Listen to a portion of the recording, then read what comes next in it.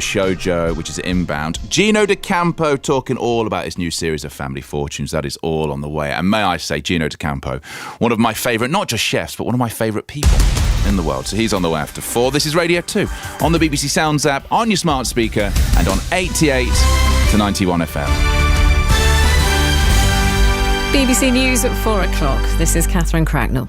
The Chancellor, Jeremy Hunt, has confirmed he's reversing almost all the tax cuts announced just over 3 weeks ago as part of Liz Truss's growth plan.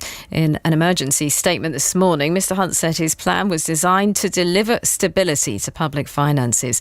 Investors have welcomed the U-turn, the pound's risen, and the cost of government borrowing has fallen. But as our business correspondent Darshini David explains, not every proposal's been overturned. There is much that remains on the table, not just in the immediate term, the help for energy bills, also other measures that we haven't talked so much about, such as the abolishing the cap on bankers' bonuses. That stays. So too, of course, does the change to national insurance rates.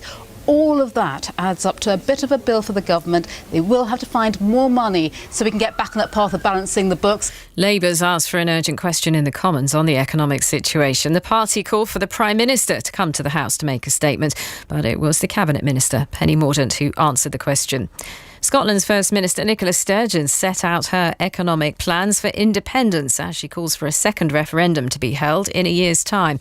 She said it was now glaringly obvious the UK didn't offer economic strength or financial security for Scotland. The head of the Metropolitan Police has said hundreds of serving officers should have been dismissed for gross misconduct after a review found many claims of sexual misconduct, misogyny, racism and homophobia were badly mishandled.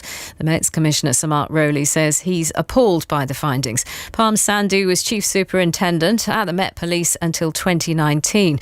She says the findings, including the racist treatment of black and Asian officers, tallies with her experience. This misconduct process is not fit for purpose. And when Mark Rowley says, I've got 100 detectives who are now going to work on rooting out these corrupt, misogynistic, racist officers, that's not the answer. The answer is to create safe environments so that other individuals can raise their head and say, I'm calling out this behaviour. The Manchester United footballer Mason Greenwood is to be held in custody for a month after being denied bail. The 21-year-old is accused of attempted rape, controlling behaviour and assault. He's due to appear again at Manchester Crown Court at the end of November. Russia's attacked the Ukrainian capital, Kyiv, with a wave of Iranian-made explosive drones.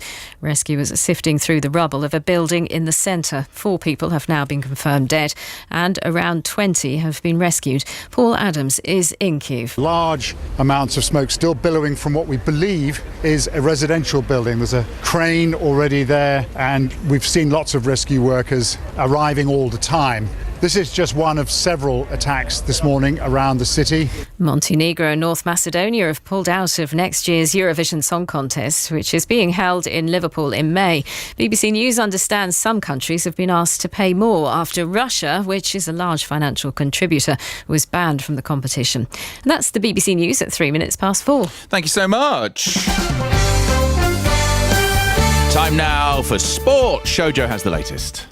Good afternoon. The Premiership Rugby Club Wasps have made 167 staff redundant after becoming the second club in the division forced into administration in 3 weeks. Well, the Coventry-based team were suspended from the league last week. Meanwhile, the Exeter centre, Henry Slade, has been left out of the England Rugby Union squad to face Argentina, Japan, New Zealand and South Africa. Harlequins wing Caden Murley is one of 6 uncapped players included. Scotland's cricketers have started the T20 World Cup with a shock victory over the West Indies. The Scots won by 42 runs in Hobart. Ireland, though, lost their opening match to Zimbabwe. And the boss of the McLaren Formula One team, Zak Brown, has written to the sports governing body, the FIA, in which he says Red Bull breaking the budget cap constitutes cheating, and he's called for penalties that would hit Red Bull financially and on the track. The FIA announced last week that Red Bull were guilty of a minor breach of the budget cap. Thank you very much, Shoujo.